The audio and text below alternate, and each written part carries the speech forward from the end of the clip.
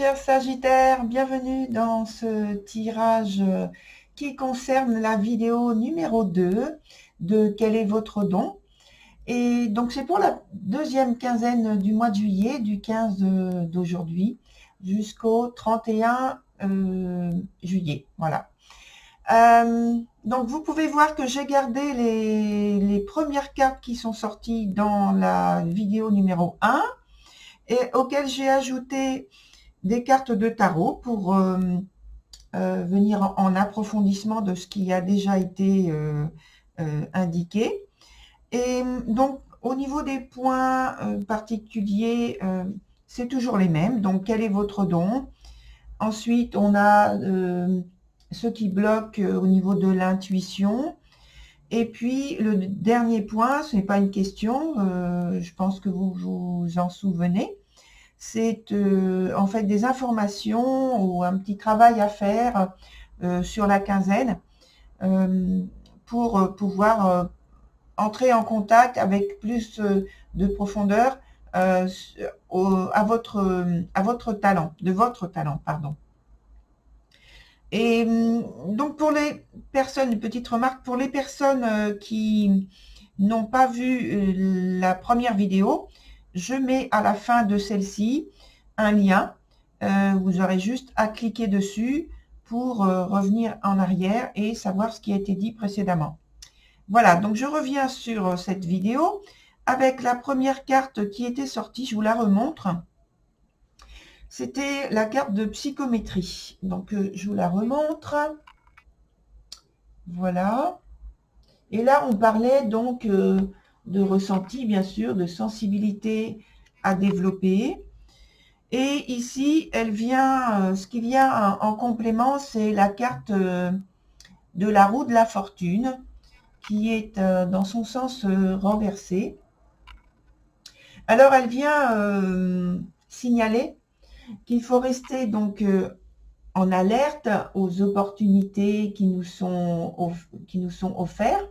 Enfin, que je dis nous, c'est qui vous sont, hein, qui se présentent à vous et profitez en fait des sollicitations si vous en avez. Eh bien, profitez des sollicitations pour apprendre à signifier vos ressentis, les classer, faire votre propre nomenclature, en somme. Parce que tout est mouvement, changement, rien n'est immobile, hein, ce qui est signalé par la roue de la fortune, justement, c'est que les choses changent et bougent constamment.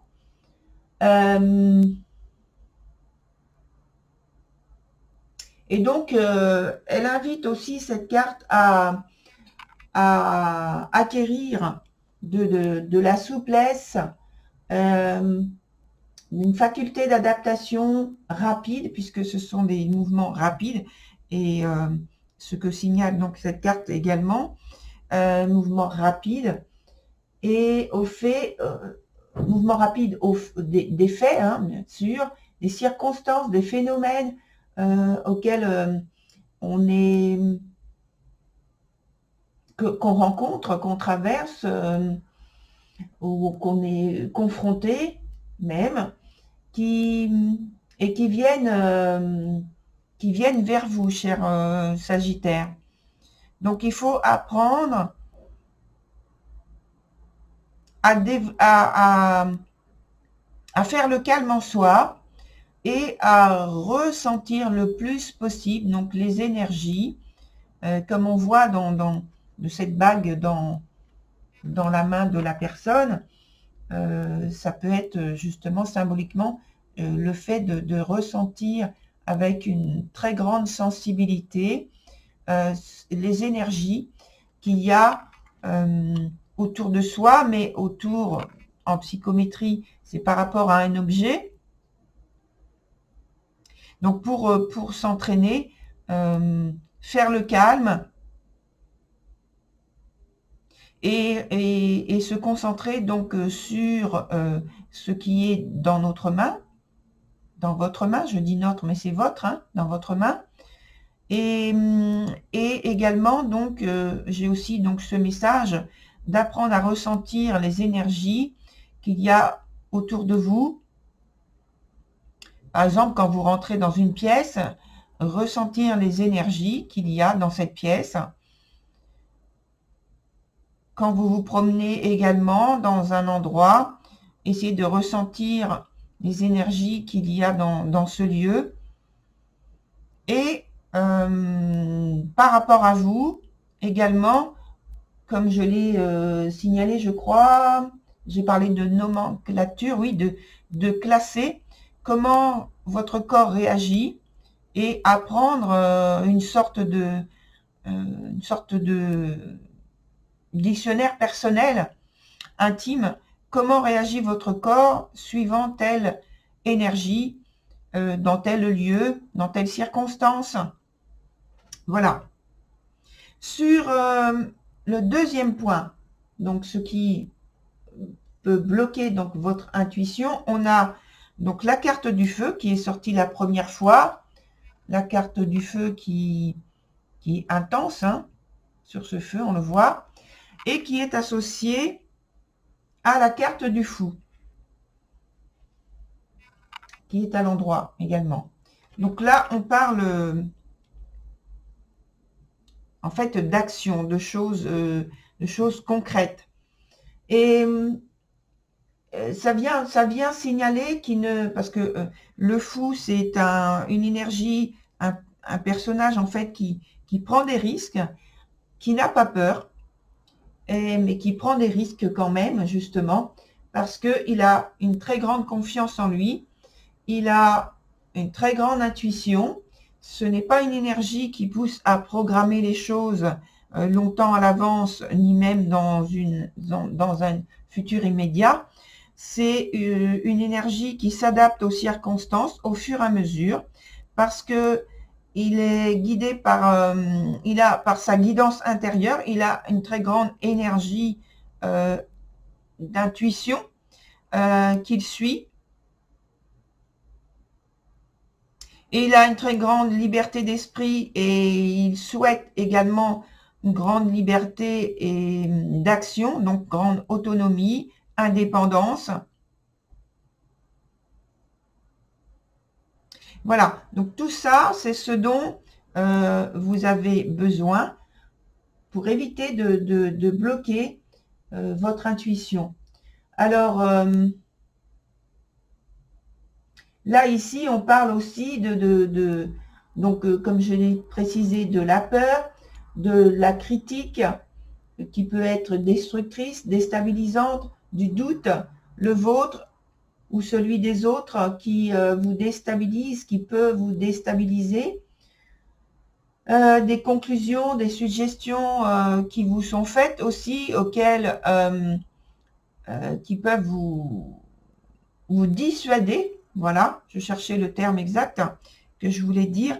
Donc, qui peuvent vous dissuader de faire des choses alors que vous avez en vous cette connaissance, cette confiance, et à l'extérieur, vous avez une énergie dissuadante. Ah, je ne sais pas si ça se dit vraiment dissuadante, excusez-moi. En tout cas, qui vous dissuade, on va dire comme ça, qui pousse à vous stopper, à vous freiner, et peut-être à vous retarder aussi. Et voilà, donc ce sont des choses comme ça auxquelles il ne faut pas vous arrêter. Donc le fou, il vous informe bien de garder votre indépendance d'esprit, d'avoir confiance en vous et dans les résultats que vous obtenez.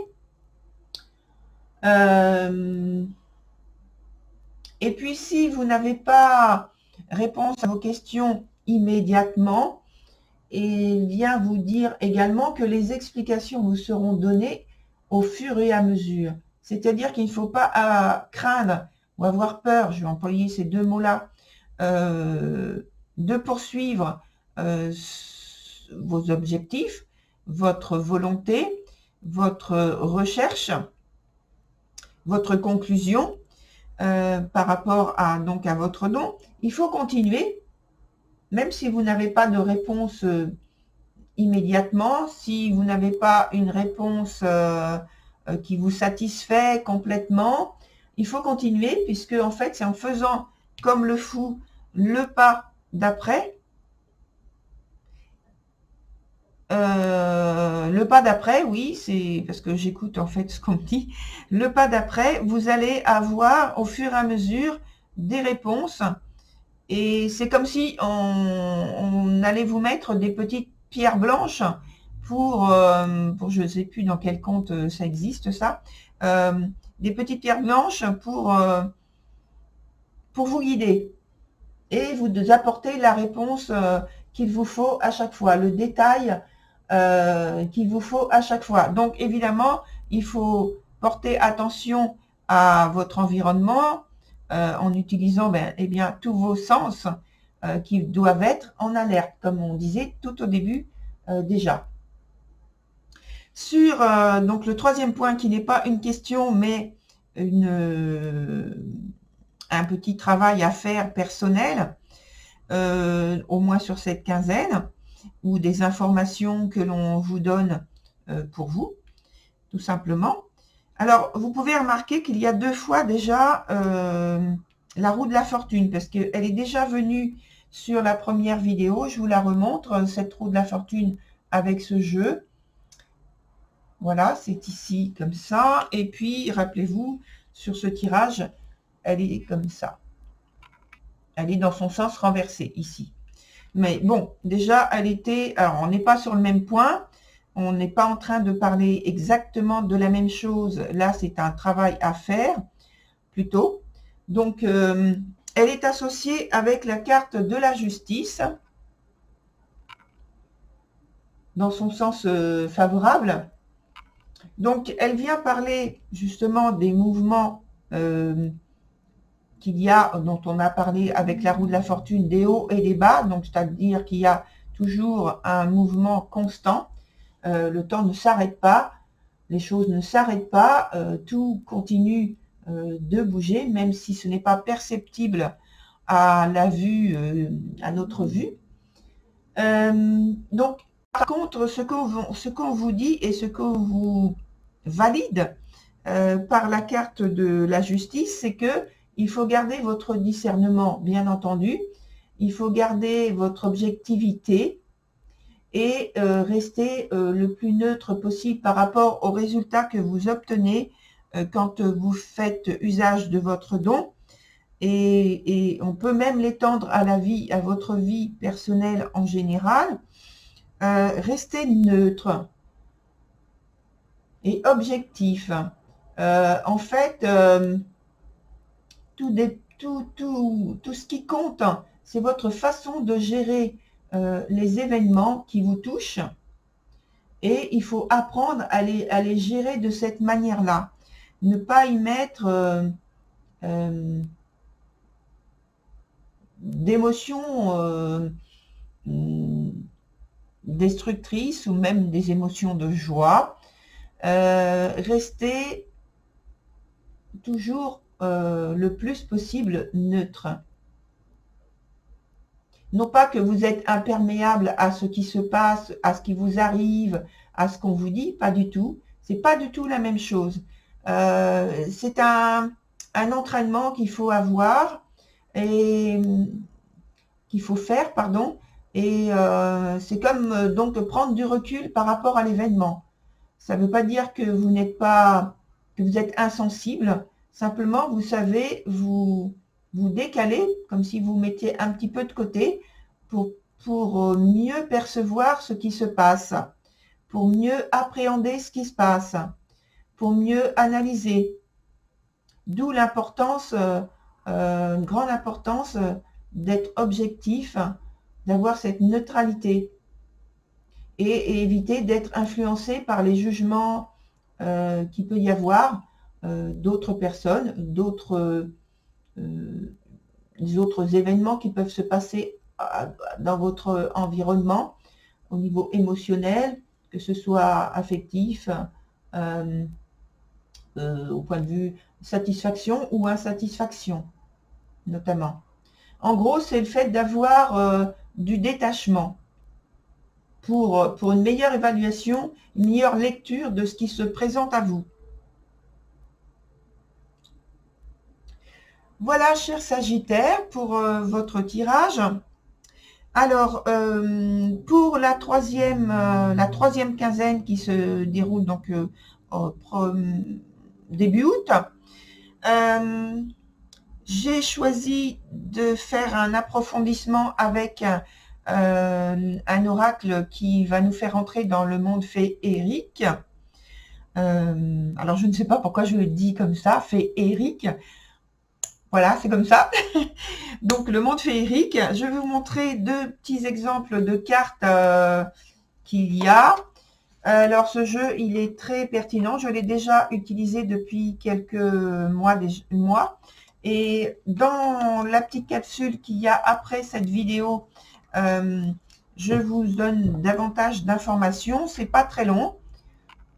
La petite capsule en question, c'est pas très long. Vous avez quelques petites informations. Voilà. Et donc, je trouve ce jeu très pertinent. C'est pourquoi je l'ai choisi pour travailler à la suite. Voilà, cher Sagittaire, je vous souhaite une bonne continuation si vous êtes en vacances.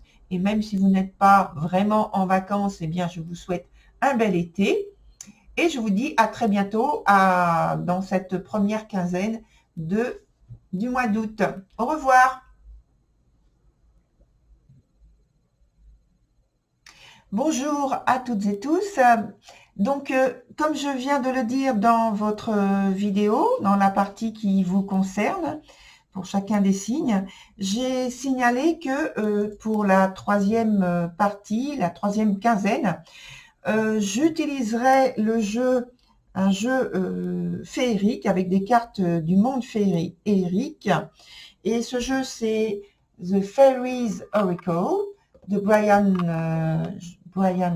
Froud, je crois que ça se prononce comme ça. Je vous montre la boîte.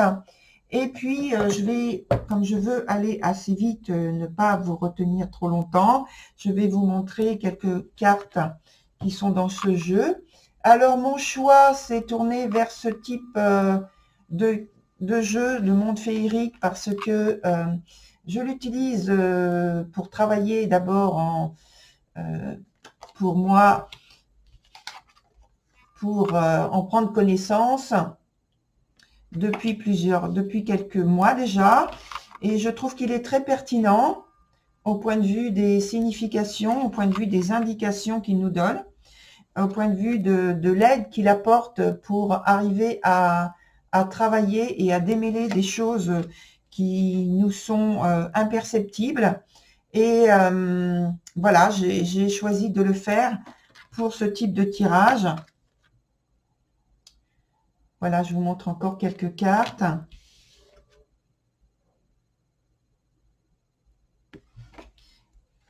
Voilà, je vous en montre encore deux. Et puis, c'est assez particulier. Mais vous allez voir, c'est vraiment, comme je l'ai dit, très pertinent au point de vue des conseils, au point de vue des remarques, au point de vue des choses qui peuvent nous être données comme message à observer. Voilà, très cher, je ne reste pas plus longtemps et je vous invite donc à cette troisième capsule qui se passera sur la première quinzaine du mois d'août. Au revoir, à très bientôt, bel été.